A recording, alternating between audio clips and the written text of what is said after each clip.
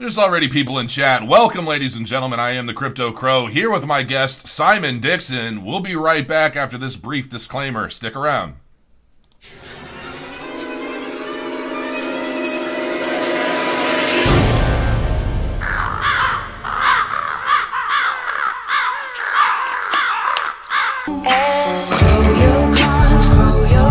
You gotta grow your coins. Grow your coins. Grow your coins. Grow your coins. You gotta grow your coins. Grow your coins. Grow your coins. Grow your coins. You gotta grow your coins. Grow your coins. Grow your coins. Grow your coins. Grow your coins. You gotta grow your coins.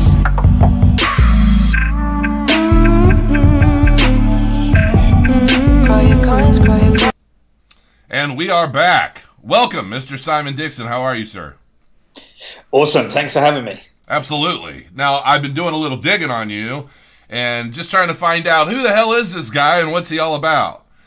So I will let you kind of tell the world who you are and kind of what your thing is.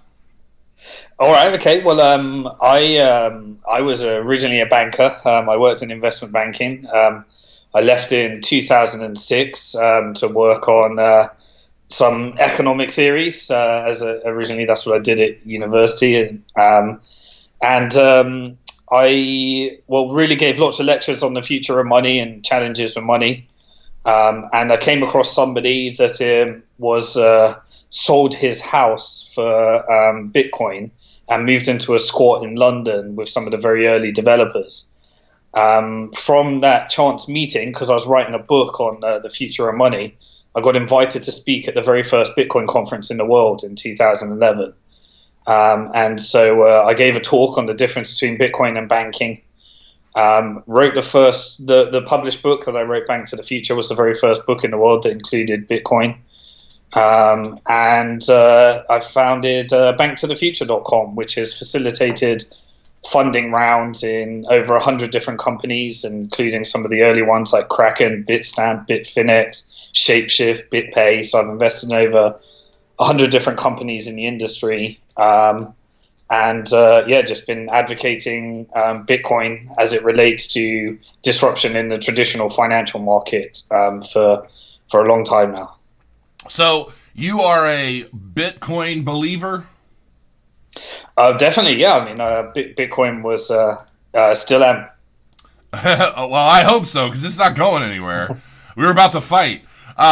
So tell me, like, and not that, we're necessarily plugging a bunch of stuff, but obviously wrote this book, Bank to the Future. And I haven't read it, obviously.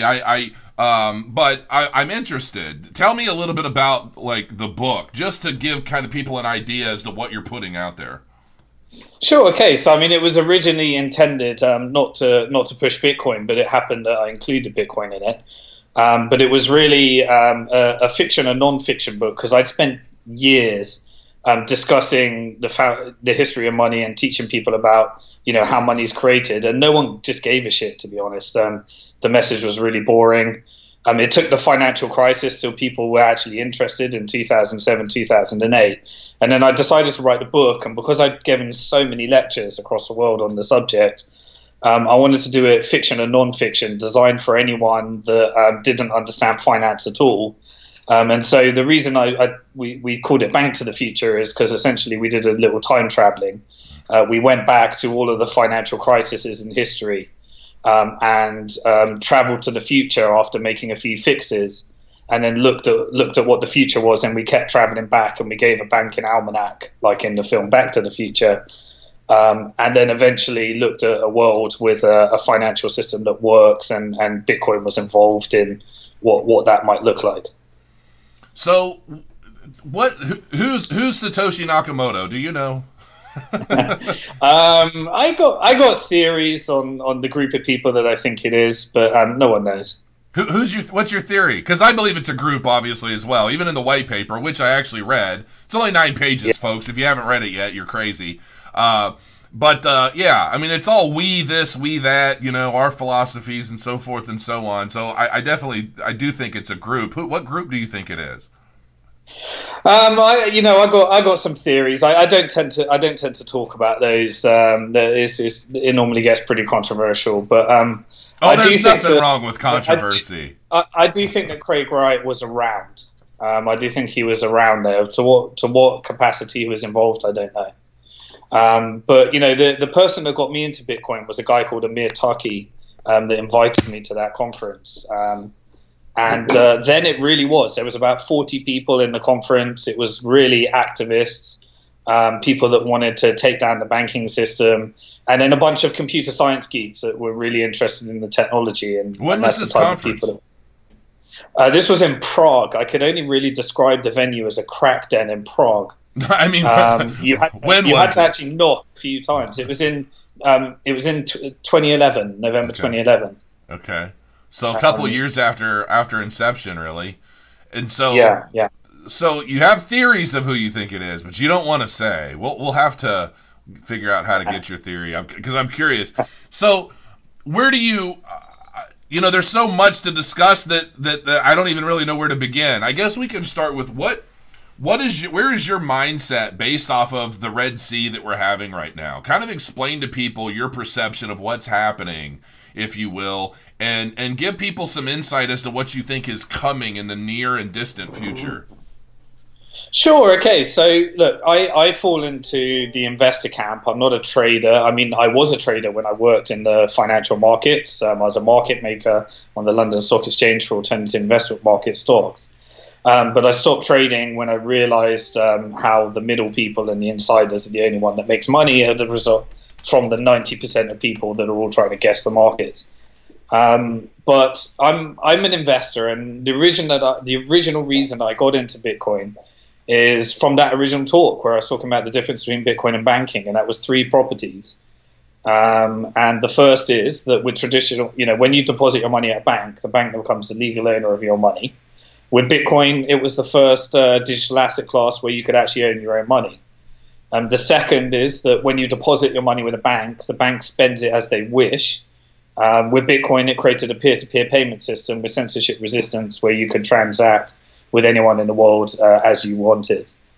And the third property was that traditional money is based upon debt, and it rewards people that take on debt because it's an inflationary currency where the value goes down over time in terms of purchasing power.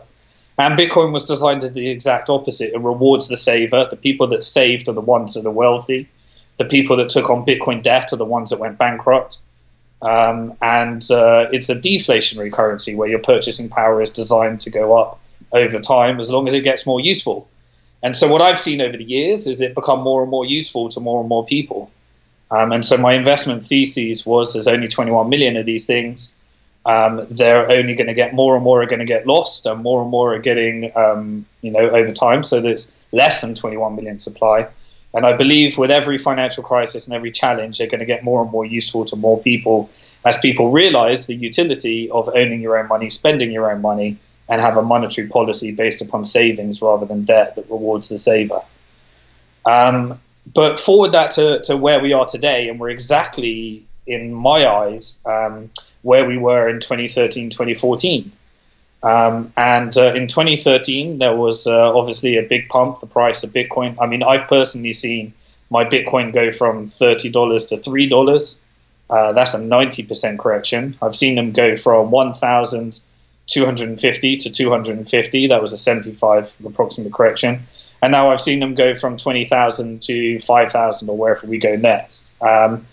This is very normal behavior when it goes from parabolic, pumps to corrections where people actually really focus on building the technology. So my forecast from here is that we'll see a very similar pattern to what we saw in 2013, 2014. And we've got to wait for people to get completely despondent, to dump a lot, the non-believers that don't understand the economics of Bitcoin, to dump it, get despondent, and I think that that's what we're going through right now. And then eventually we have a sideways market where we get lots and lots of technological innovation because the people that are in are still are only the ones that actually believed it in the first place, or the hodlers. And so the only difference really is that in 2017, whereas in 2013, it was popularized as a result of like Silk Road and people understanding some of the controversial events. And then in this year, in 2017, we went from, maybe not everyone understood Bitcoin or know what it was, or even had a perception that it was a Ponzi scheme or something stupid. But everyone in the world knew Bitcoin, and that's what changed in 2017.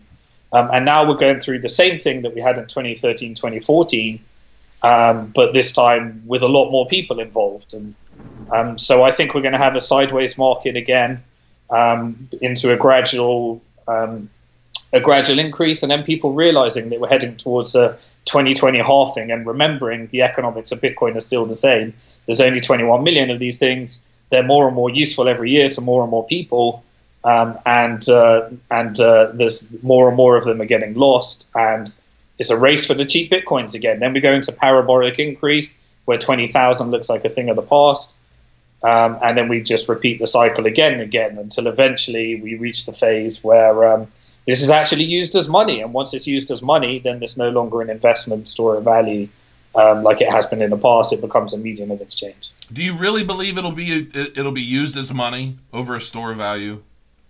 I personally don't know, because I don't think anyone's going to start thinking into it. Will be money when people think in Bitcoin, and I can't get my head around. I've been involved with it for so many years, and I still can't price things in Bitcoin or think in Bitcoin. I still think in the local currency of wherever I'm traveling. Right. And I just don't believe that a fixed supply asset class will ever be non-volatile, but I can imagine a world where Bitcoin, there's a game theoretical, approach where central banks around the world, the smaller central banks are trying to beat the larger central banks in terms of power. And so they make a bet on Bitcoin, and they start holding it as a reserve, as well as their dollars and treasuries and other things.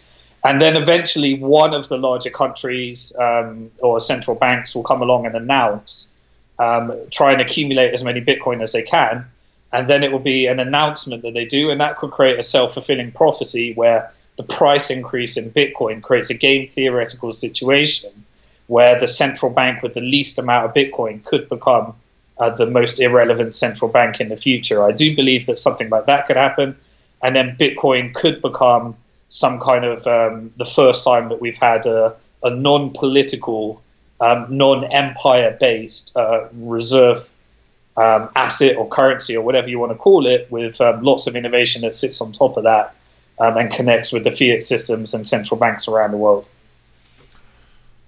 Yeah, so far I pretty much agree with everything you've said. To be honest, I wasn't expecting this, so that's interesting. So how do you feel about Bitcoin as it relates to the altcoins? And like, by that I mean, obviously everybody seems to be waiting around for the CBOE ETF, thinking that that's somehow the second coming of Christ for cryptocurrencies, when in reality I feel like everybody's just kind of looking at that as permission to get involved. Like, obviously the institutions are looking at it as a way to get in legally, and it's solving some of the problems for them. But I feel like the retail market, who by and large rose this market up to $850 billion in 2017 or early 2018. I feel like a lot of those guys that got burned buying at the high, chasing candles and doing everything they could to try and get into this thing, because let's face it, the higher we went, the more press and news was blowing it up even further. And then it just seems like all in one day, it just switched. Like somebody hit a switch and said, okay, done. And it like everything changed overnight and the market started crashing. I've never seen anything that felt more controlled in my life. I mean, and I have to wonder, out of those people that got burned at the high, buying it at the high, and then ultimately dumping as it was falling because there was no end in sight, I feel like a lot of these people are waiting on, they're either out of the game entirely and they've sworn it off because they're like, oh, I got burned so bad, I'm not touching that shit ever again, I don't understand it.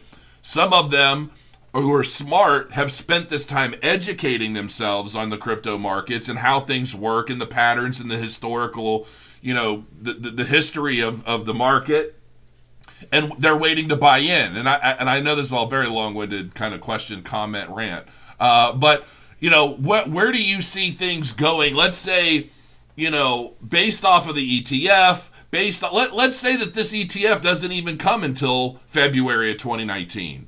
Do you think things will start to rebound prior to that, or do you think things will remain so manipulated that everything's going to be held down like, you know, like we're being drowned underwater until it's time to let us breathe? Yeah, so with regards to manipulation, Bitcoin is like all other asset classes, completely manipulated. Every asset class is manipulated in the short term, but it tends to reach a fair value or fundamental value in the long term, unless you believe in a greater conspiracy theory, like many people have with gold. You know, all markets are manipulated. Bitcoin is one of the worst short-term manipulated markets. It always has been. It always will be. That's just markets. You know, look at traditional financial markets. Look at the entire global financial market. You know, it was manipulated by banks making fraudulent loans to people that couldn't afford to repay those loans. And then the central banks and the regulators colluding with creating mortgage-backed securities and manipulating the market so that everyone felt richer through their property, and their real estate values were manipulated for years and years and years, and they still are today, in one of the biggest Ponzi schemes we've ever seen, which is traditional fiat money, which is manipulated by property markets and all sorts of things we see today. So all markets are manipulated. Bitcoin is no exception. It just happens to be a lack of regulations means that wealthier people can do it in an unregulated environment versus the regulated environment where financial institutions, Goldman Sachs, and hedge funds do all the manipulation and fraudulent activity. Yeah, I mean, ultimately they're just buying and selling back and forth to each other because I feel, in my opinion, there's very little retail market left to trade to. So, you know, if these guys are going to be swing trading 1,000 Bitcoin at a time to manipulate the market up or down, there has to be more than one group working together to make these swings happen because who's out there buying right now? I mean, well, there might be some, but I mean, who's selling it at these prices? That's probably the better question. Yeah. I mean, there's a lot of Bitcoin has always been like this because when people truly believe in it, when people are on the way up, people really believe in it, and when it's on the way down, there's every reason to doubt it because there's something completely new here that you got to be kind of out there thinking to actually believe that something like this could actually have an impact in the largest, most entrenched interests, like governments and banking system and central banking system. Well, it doesn't take a rocket scientist to see that that's the case anymore. I mean, let's face it, it's all over the place. Oh, yeah. I mean, but it absolutely, so many people still think that Bitcoin or this market is, they're either confused with, things that are scams, that confuse people with ICOs, that confuse people with crypto, that then gets confused with Bitcoin. But the cold hard reality is that the investment thesis is as follows. Either the innovation of owning your own money, spending your own money, and having a monetary policy based upon savings rather than debt has long-term value, or it doesn't. If it does, the invention of the Bitcoin is our best shot. And you talked about competition with altcoins. There's only one shot at sound money, and that's Bitcoin. Everything else is doing something different. Ethereum's disruption in IPO markets and securitization. Altcoins, disruption in different user cases, whether it's Monero with dark market purchases. But there's only one shot at sound money, and that's Bitcoin, because it was created by somebody that we don't know, and it had enough time to get the traction and security that it needed in a time when nobody cared. So there's only one shot at that, and that's Bitcoin. It doesn't compete with anything else as far as I've seen yet. You either believe that has value or not. And the invention of programmable money is sound money, and the monetary policy that's based upon savings and doesn't have any political agenda of connected to any country.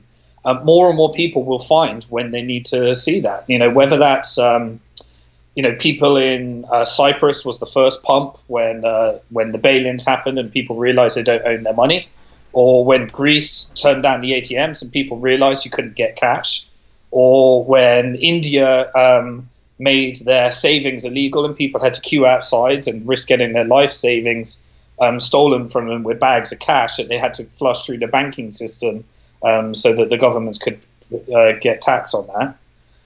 Or so on and so forth, or Brexit or whatever it is. All Bitcoin needs to do is continue doing what it does, and the traditional economy will give people reasons to own their own money, spend their own money, and enjoy a monetary policy based upon savings and debt. The problem is that it's short-term manipulated, it's short-term volatile, and that means that it sucks if you're going to make purchases in the short term and you can't plan your life around that. So that then still encourages people to want to actually save rather than spend, and that's a fundamental shift. And it gives people an exit from the traditional financial system. Where do we go from here? People go through cycles of realizing that and not realizing that.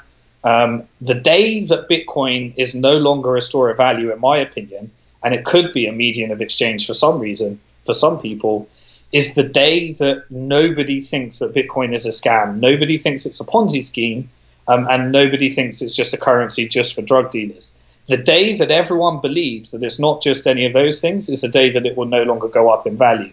As long as people still believe it's a Ponzi scheme, it's a currency for drug dealers and nothing else, or it's a scam, then it's still undervalued. Good question coming up in chat, actually. Christine Goodale. The difference with today is the futures, and since the arrival of the futures in December, the price has been crushed down. How do you think the futures market does and will continue to impact the value of Bitcoin? I mean, so they're cash-settled futures, so it doesn't actually interact with the underlying. We've now got the next version of futures, which actually are cash-settled, where they're going to have one day and other, where they actually have to back it by Bitcoin, and they can use the futures market in order to take delivery. But personally, I don't believe that it was the futures market that caused the downturn. Yes, it's a huge coincidence that the two things happened at the same time, but it was a parabolic bubble that we were in 2017, where Bitcoin just went up way faster than it should do. And when it goes up way faster than it should do, it tends to come down a lot harder as well. I don't know. I'm going to have to disagree with you on that, only because the way I see it, let's say I had a few $1 million, okay? And I'm looking at this Bitcoin market, and I've been studying it for a while, and me and all my rich buddies decide we're going to go into the futures market. Well, what are we going to do before we go into a futures contract? We're going to buy up as much Bitcoin as we can to make sure that we, amongst ourselves and any of our other cronies, have the power to dump the price of this thing when we start to sell it. And then we're going to go into our futures contracts, and we're going to basically bet on a particular price that we feel we can control in one way, shape, or form. We're going to go into those futures contracts, and then we're going to dump the shit out of everything we've got. And we're going to make sure that the price of Bitcoin meets our mark so that we're not only buying it on the way up, we're going to sell it at the top, and then once we start that crash, we're going to profit in our futures contracts as well. So we're basically double dipping. And I think that personally, that's what I think happened. And I think that because of the unregulated nature of Bitcoin and cryptocurrency as a whole, it empowered the people with the resources to pull shit like that to do it. And that's what I don't think it's necessarily a coincidence, but that's just my personal opinion. I'm just a dumb YouTuber.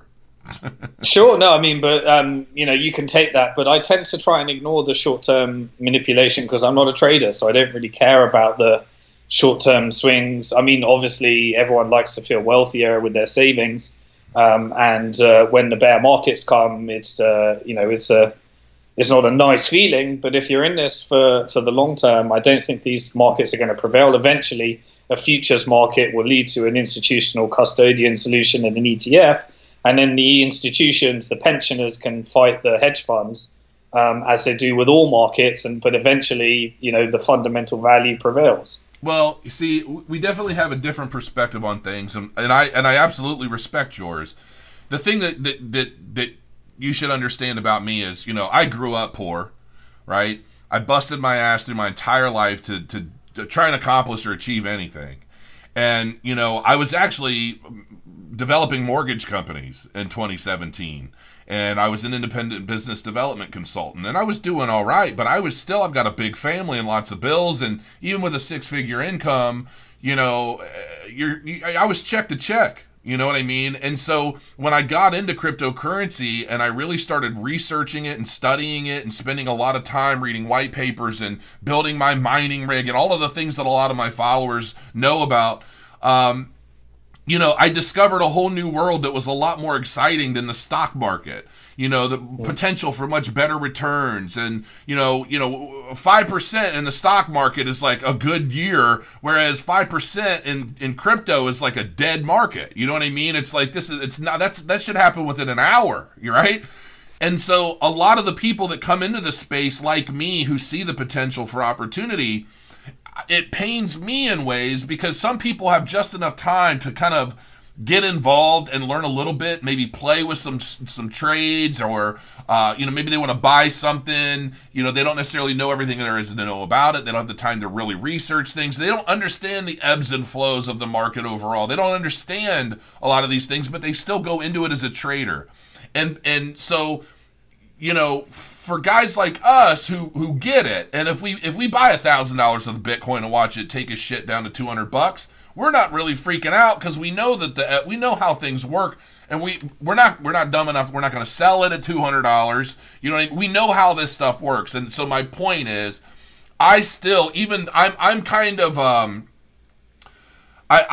you know what, one of those border lines between two states. You know what I mean? I sit right on one of those borderlines because I understand the pains and the excitement of the one side, and then I understand on both sides, really. And so I'm kind of the guy in between who I understand the fundamental perspective of the major players and all that, but then I also understand the pains of the guy who he's got $100 and he wants to make something happen with it, and it sucks to go into something and watch it all go away, not really understanding what's happening around you, right? It's like going into a fist fight with a blindfold.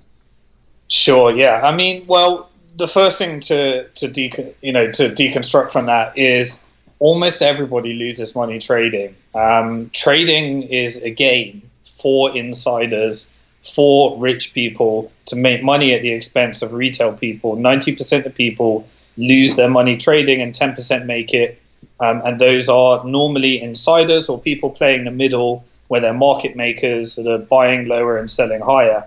And everything, and the proprietary traders in Goldman Sachs and Lehman Brothers.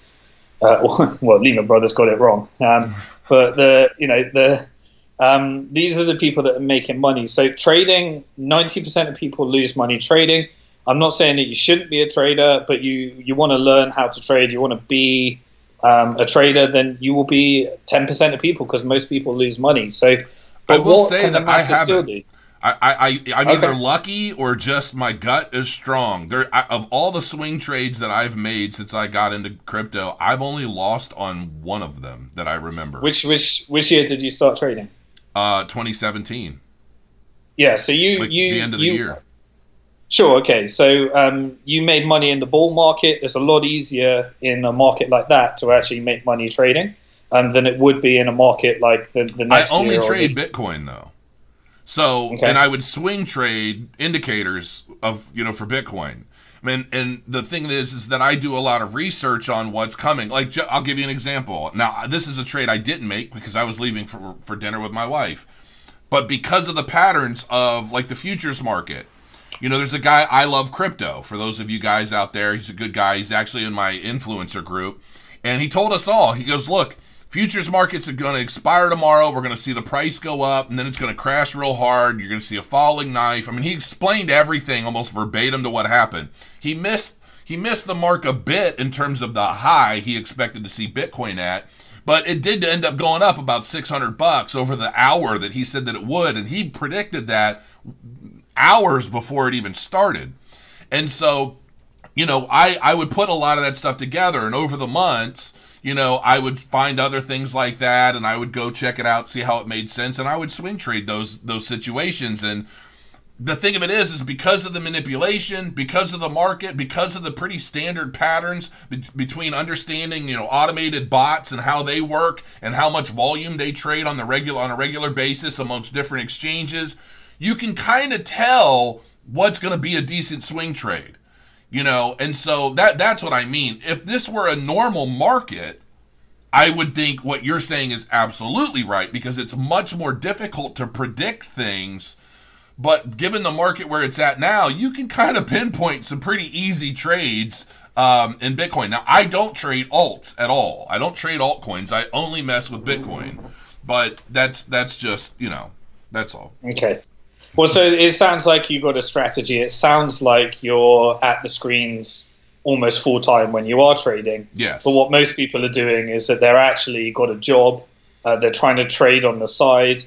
And they don't really have a strategy. They're just trying to catch knives and sell, sell low, sell high. Right. Buy low, sell high. Yeah, right. And so that's the 90% of people. You're actually seems like you're developing a strategy. You're learning the tools. You're following the market, and you're taking it more as like a career move to actually trade. Yeah, this is all I do. I mean, between YouTube and trading and investing, that's pretty much all I do anymore.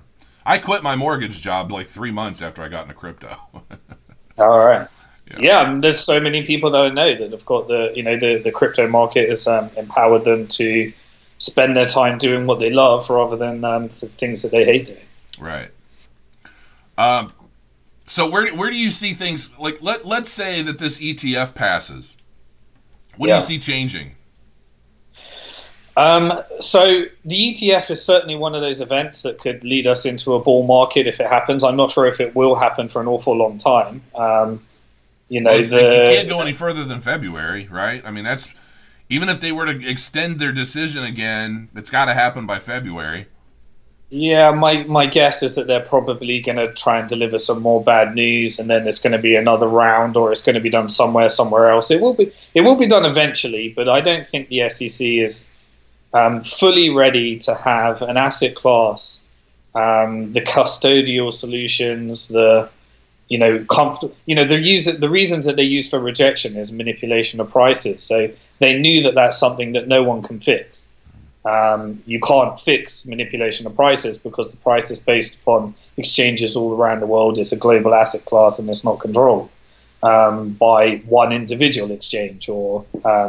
And so that reason is a reason that they could use on anyone.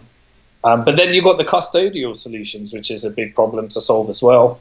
I'm not sure the market is in that situation. And then how do you deal with the fork problems as well? Legal entitlement to forks when you're giving somebody else custodial of your Bitcoin and packaging it into a product that's meant to track the price. There's a lot of challenges involved in putting together such a financial product, and I'm not sure the SEC is ready for that. But if they are ready for it, then there'll be billions and billions and billions of idiots' money all around the world that will want to take counterparty risk when they could have owned their own Bitcoin instead. Right. And more people will want to take counterparty risk rather than learn how to own their private keys. And they will do that, and then eventually they'll wonder why that asset class outperformed their other asset class, and eventually it will help people realize that the sensible thing is to own your own money, spend your own money, and save it on your own, and not be subject to the mercy of financial institutions telling you what to do with that money. Well, I think the big question is that, and the way everybody seems to be looking at the ETF, is that, ultimately it's resolving some of the issues related to custody and control and, things like that are basically going to open a gate for institutions to enter the space in droves should they choose to. And there's a lot of misconception to, and I've been trying to kind of explain things a little bit. I figure maybe you can shine some light or shade, whatever works for you. But, a lot of people seem to think that the ETF itself is going to draw in all this institutional money, potentially into the trillions, and that alone is going to drive up the value of everything in the market for us all, right? Like somebody's going to turn the lights on for us. And, but a lot of those deals they're no better than making over-the-counter deals that aren't even reflected on exchanges. So it's not like it's going to drive up exchange volume and thus exchange pricing. They're basically just going to be able to buy into these ETFs at whatever the prices the exchanges dictate at the time, right? Like there's no outside of just saying, yes, now the institutions can get in legally. What good is it?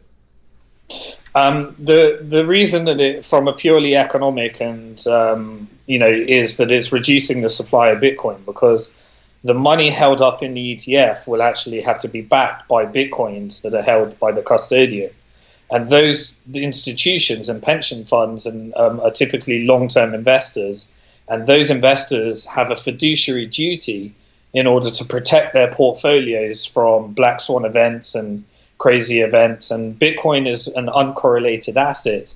So I forecast that lots of pension funds and all sorts of fund managers and different products around the world are going to have to buy a Bitcoin ETF in order to take away some of their risk against the correlation of stock markets, bond markets, property markets, and everything else that they're investing in. So the more people that buy into that ETF, the more Bitcoin will come off the market and be hodled by the custodian, and that is essentially reducing the available supply for people to want to sell and moving people away from short-term speculating and over to long-term investing, which will then, when people actually use Bitcoin and have a genuine user case, it will be a reduced supply as a result of the ETF, because it's such a popular way for pension funds and institutional money, which essentially is just your money, by the way. You're paying your insurance premiums and you're paying your pension every month, and your employees are paying this. So it's your money,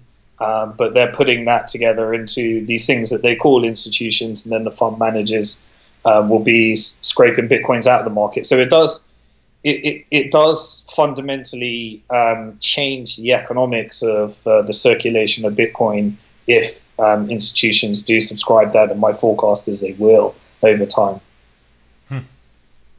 Good. I glance over at chat, and there's a pretty good discussion going on in there. I like it.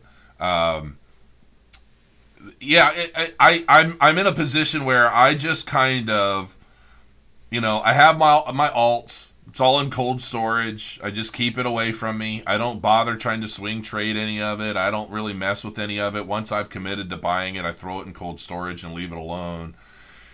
Bitcoin's my play toy because I have to I always have to feel like I'm active, right? I need to, idle hands are the devil's playground. So I've got to stay busy. And so being able to look at the charts and having a pretty good idea as to what's happening in any particular time.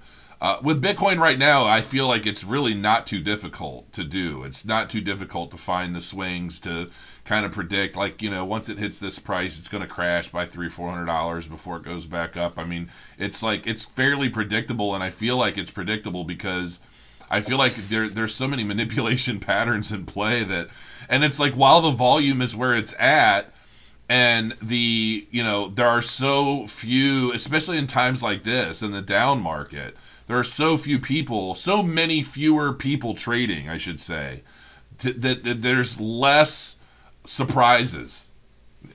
So, I find that interesting.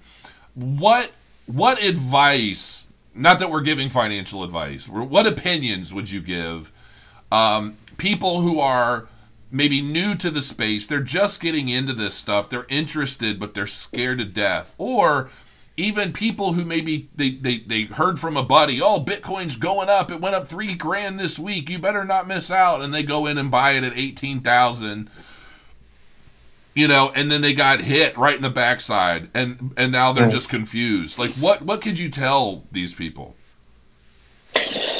I would tell them that maybe re-manage your expectations.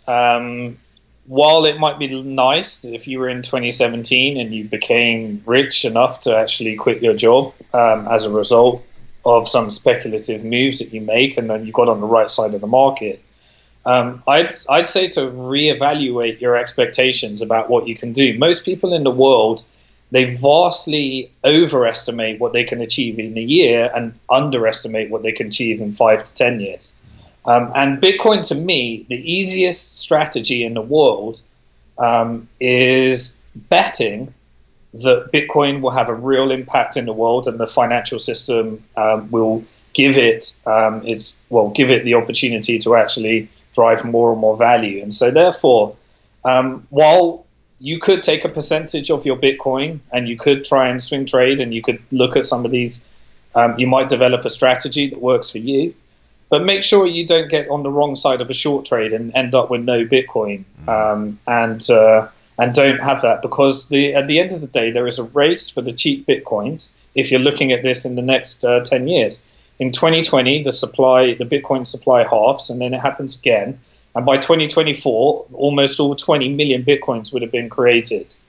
I would look at that not as the opportunity to get very wealthy in the short term, why you might. I'd look at this as a replacement to some of the Ponzi schemes like pension funds. And while your pension fund is a low-risk Ponzi scheme, Bitcoin is actually something that if you started earning some Bitcoin, maybe you don't even need to buy.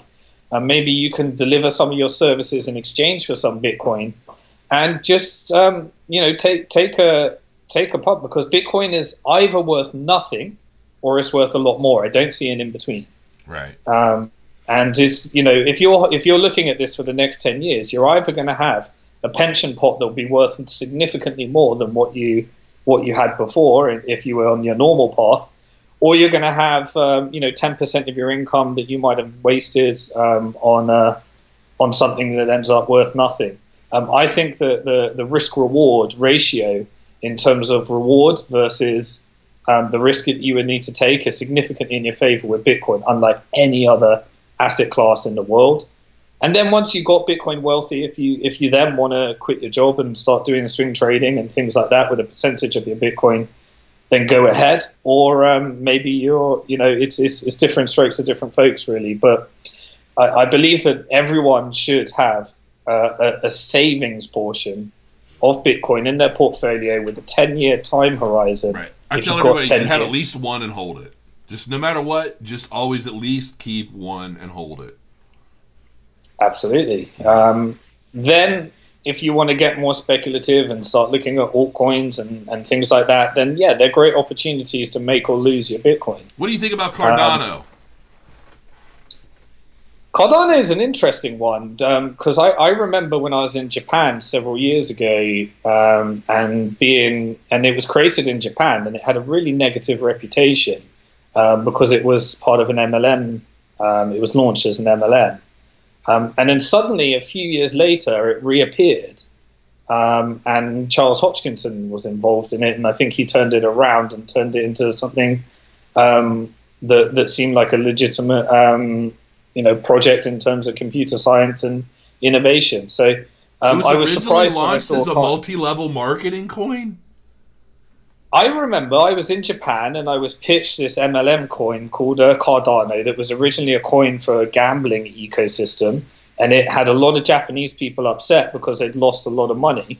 And suddenly, a couple of years later, it was reinvented into this reputable top 10 market cap coin. Now, my view on Cardano, like all the other ones, is when I originally invested in Ethereum, I remember when this first came along, and this Vitalik, who was a journalist at the time for Bitcoin magazine that was interviewing people, and he tried to make changes on the Mastercoin protocol in order to launch smart contracts on Bitcoin, and then they realized how inferior Bitcoin was for what they actually wanted to do, and then he eventually went into, and he pitched the Bitcoin community to actually invest in Ethereum, and then there was this concept called smart contracts that people really didn't understand, that was originally funded by the Bitcoin community, and Ethereum almost went bust. It almost lost all its money in the last crash, in fact, because Bitcoin went from, I think it was the ICO was done when Bitcoin was maybe worth about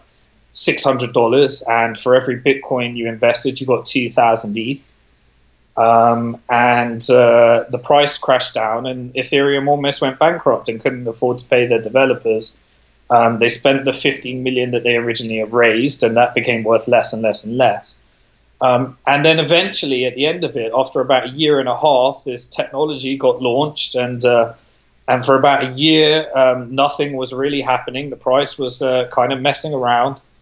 And then you had these, this user case called the DAO, and the DAO came along, and showed that you could raise $150 million on the Ethereum blockchain. Obviously, we know what happened next. It all got hacked, and then but that led to the ICO boom because people realized you could raise more money on Ethereum than you could in an IPO, and then and so much of that was not predictable. Nobody knew whether Ethereum, the tech, would work, whether it was good, whether it was scalable. In fact, it had a lot of negativity. People were very negative about it. People were positive about it. The cold, hard reality with all these things, Cardano, EOS, Ethereum, all of them, is the only approach you can take is look at the team. Are these people that look like they've got a lot to lose and going to deliver upon a promise? Recognize that most of them won't work and diversify wide because you have no idea and you are nowhere near technically qualified enough to know whether this technology works unless you are. But I only know about 10 or 20 or 30 people that are technically qualified to actually analyze whether this technology is any good or is any going to work. And there's just so many different factors, involved in that. So you just got to look at what's got the right teams, what gets the best community, diversify wide. And one of those is going to be in probably, if you pick right, is going to be an Ethereum that will make you a lot more Bitcoin, and then you're in the game. It's exactly how I feel, man. I love it. I got a history lesson today because I didn't know some of that stuff that you're talking about. That's actually pretty cool insight. You've definitely been at this quite a while. I had no idea. Cardano is my number one favorite coin next to Bitcoin. So, right. I had to ask. There's, for whatever reason, man, when I first started reading about it, how, I'm sure it's the same with everybody. You happen across something that just gives you a really good gut feeling, and then you dive even deeper, and then that gut feeling's reinforced, and then you're just all in. I'm not all in. I'm diversified wide. Overall, I think I have, 45 different positions. I kind of go at it like a venture capitalist. It's kind of what I tell people. You invest wide, and 5 of them will probably do pretty well, and it'll make up for any of the losses of the rest. And that's kind of the way I look at things. And if more of them do well, then fantastic. Hopefully, but we'll see how that unfolds. Anything you want to plug? Any final notes? Anything else? Well, I guess the main project that I'm involved in is BnkToTheFuture.com.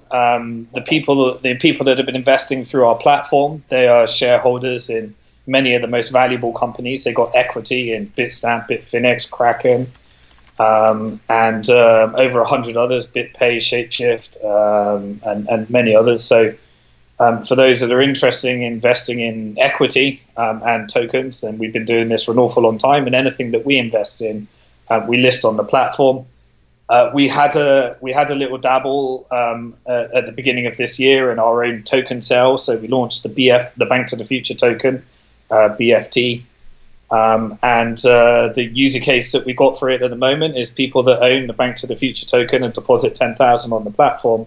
They get priority access to all the insider, the deals that we're investing in before. You tend to see what happens in the history of token sales is it started as crowd sales when it really was thousands of people investing in purchasing these tokens.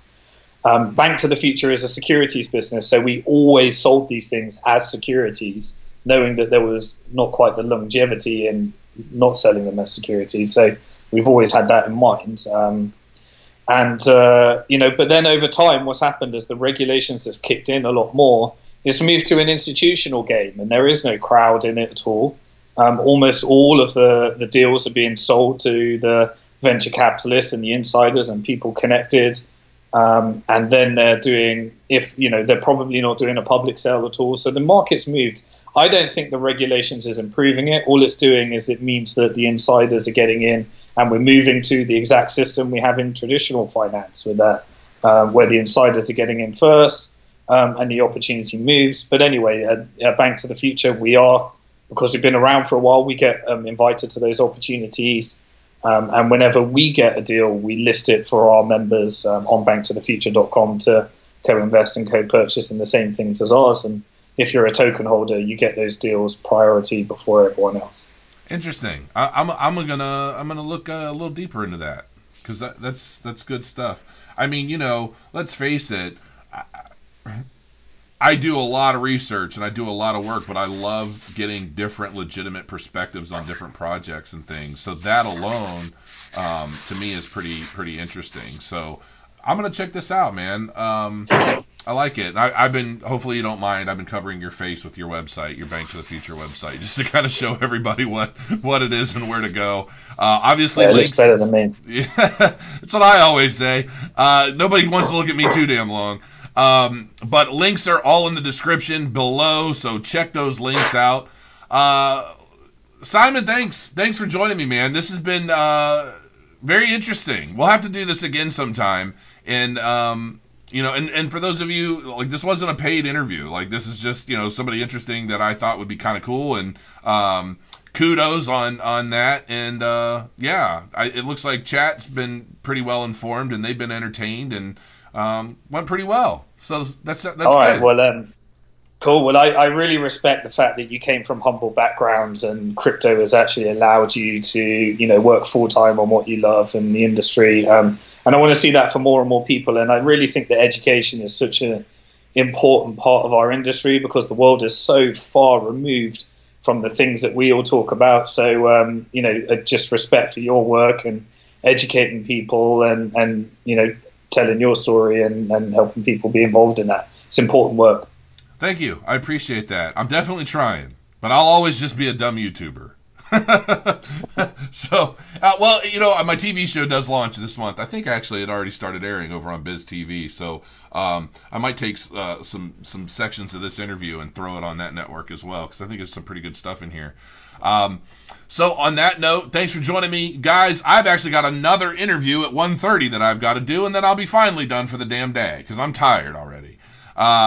So I'll be back in a little while. Simon, thank you for joining me. BnkToTheFuture.com, right? There's a Bank to the Future. Yes. BNK. Well, you can just look at it. It's right there. It will redirect even if you put bank. It did redirect, because I punched in BnkToTheFuture.com and it redirected me directly to the site. So good deal. Until next time, folks, crow your coins, and I'll see you here at 1:30. See ya.